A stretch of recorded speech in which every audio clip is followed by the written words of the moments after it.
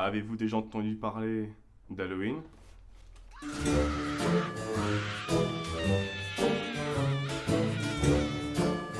Beaucoup pensent qu'Halloween vient de la fête païenne du Samhain qui était le nouvel an celte. Les chrétiens ont ensuite voulu christianiser cette fête en l'appelant Toussaint et en le fêtant seulement le 1er novembre. Le mélange des cultures a donné la fête d'Halloween que nous, pauvres Français, avons du mal à fêter comparé aux États-Unis ou autres pays anglo-saxons. Vous êtes-vous déjà demandé d'où venaient les citrouilles d'Halloween? Tout cela vient d'une ancienne légende, celle de Jack O'Lanterne, un homme perverti et débauché. Un jour, lorsque Jack était à la taverne, le diable vint vers lui. Il lui dit alors que son heure était venue. Jack, ne voulant pas le suivre, lui demanda un dernier verre avant de le suivre sur le champ. Le diable se transforma en pièce de 6 pence, que Jack s'empressa de prendre évidemment, mais au lieu de payer le barman, il l'a mis dans sa bourse, qui était cadenassée avec une croix sur le cadenas. Le diable étant prisonnier, il le supplia de le libérer, mais Jack lui dit « Laisse-moi encore 10 ans et reviens me voir après ». Le diable revint 10 ans plus tard rechercher Jack et l'attendit au-dessus d'un arbre. Jack avait prévu le coup évidemment et avait gravé une croix sur l'arbre pour que le diable soit de nouveau prisonnier. Il est con le diable en fait. Le diable à nouveau coincé demande à Jack de le laisser partir. Mais Jack, futé, demande de nouveau au diable un marché. Il accepte de le laisser tranquille, une bonne fois pour toutes, jusqu'à ce qu'il meure. Quand Jack mourut, le paradis refusa son entrée, puisqu'il avait quand même une vie bien débauchée, mais le diable refusa également Parce qu'il avait les boules! Oui. Jack, condamné à errer entre les deux mondes, demanda au diable, son grand ami, de lui donner du charbon ardent pour s'éclairer. Il prit un navet, fruit de saison en ce 31 octobre, et creusa une tête dedans pour y mettre le charbon. Il s'éclaira ainsi pour l'éternité. Vous avez remarqué évidemment que ça, c'est pas un navet, c'est un peu trop orange et un peu trop gros pour être un navet. Ça a été remplacé par les citrouilles aux États-Unis, ça vient de là-bas, et c'est plus esthétique et plus facile à creuser quand on veut faire des formes dedans. La phrase bonbon ou farce qu'on dit quand on fait du porte-à-porte à Halloween, ça vient aussi de la légende de Jack, puisque Jack était débauché et c'est en quelque sorte un hommage qu'on lui fait. C'est pas beau, c'est dégueulasse, et oh mon dieu, qu'est-ce que c'est que ça? Il n'y a pas de définition précise des abominations d'Eldritch, mais avec quelques informations que j'ai glanées, nous allons tirer un peu le portrait de ces monstres. Originaires de l'univers de H.P. Lovecraft, les abominations d'Eldritch sont des créatures qui dépassent l'entendement, de taille gigantesque, avec des pouvoirs incommensurables. Elles ont des formes que nous pourrions imaginer, et si nous le pouvions, ce serait digne de nos pires cauchemars.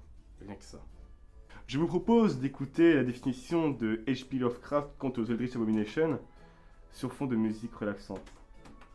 Gigantesque, cosmique, inconcevable et cauchemardesque. L'abomination d'Eldritch est un être dont la simple existence et définition plie les lois de la compréhension humaine. Leur forme, pour la plus grande majorité, est gigantesque, parfois même astronomique, et est un amas de chair bouillonnante et de folie qui semble faire ployer la réalité sous le poids de leur mépris pour le compréhensible. Elles sont dieux démiurges, pondant par erreur des univers entiers, des élémentaires de douleur composés de centaines de millions de tentacules et de 25 milliards de visages, dont les dents avoisinent la taille qu'atteindrait un système solaire.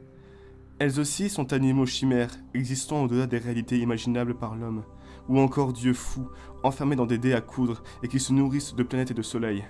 Minuscules, gigantesques ou ni l'une ni l'autre, elle n'obéit à aucune loi, sinon les siennes, et revêt une infinité d'apparences, pour la grande majorité informe et cauchemardesque. Bonne nuit. Comme il y en a des centaines de milliards, on va en parler que de 3 que j'ai moi-même sélectionnés. Toulouse. Qui n'a jamais entendu parler de ce dieu des Eldritch Abominations, à tête de sèche et à corps gigantesque, avec des ailes de chauve-souris?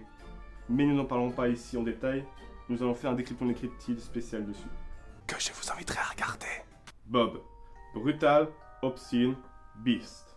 Cette abomination d'Eldritch ne répond pas aux critères que nous avons cités précédemment, puisqu'elle a un corps humain, sans bras, avec une énorme tête, avec une énorme mâchoire, pas de nez, des petits yeux, et un sexe apparemment énorme.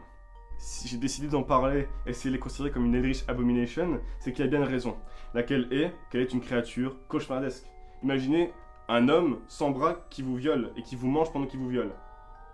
Moi, ça me fait peur. Moi aussi. La troisième s'appelle le croque-mitaine. Et non, non, ça je vais en parler avec toi. Ok.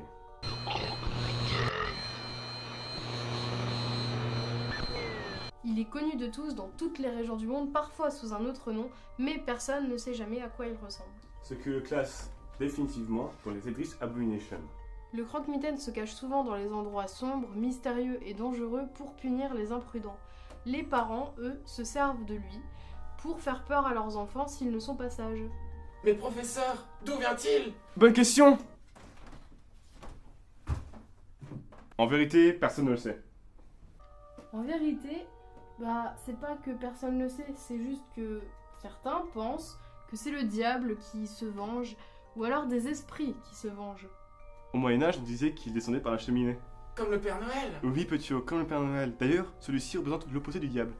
L'origine du mot croque-mitaine est tout aussi incertaine que son apparence. Le mot mitaine pourrait vouloir dire gant, donc la mitaine, le gant qui n'a pas de doigts. Ça pourrait signifier mangeur de doigts, c'est pas top. Et certains pensent pire, certains pensent que mitaine viendrait du vieux français miteux, qui voudrait dire chat, donc mangeur de chat. Dans tous les cas, tout le monde s'accorde à dire que le croque-mitaine était là pour punir, manger les petits-enfants, ou leur faire peur. Sympathique comme éducation, non? Merci à vous d'avoir regardé la vidéo, on espère qu'elle vous aura plu. On va essayer de prendre un rythme un peu plus soutenu pour les vidéos. Excusez-nous du retard, on a eu quelques pépins entre temps. Partagez la vidéo, mettez j'aime si elle vous a plu, soutenez-nous en commentaire pour nous dire comment on peut s'améliorer. On a essayé quand même d'améliorer un peu la qualité visuelle et la qualité audio. Et ce qu'on disait aussi par rapport à nos défauts. Joyeux Halloween! Et dormez bien.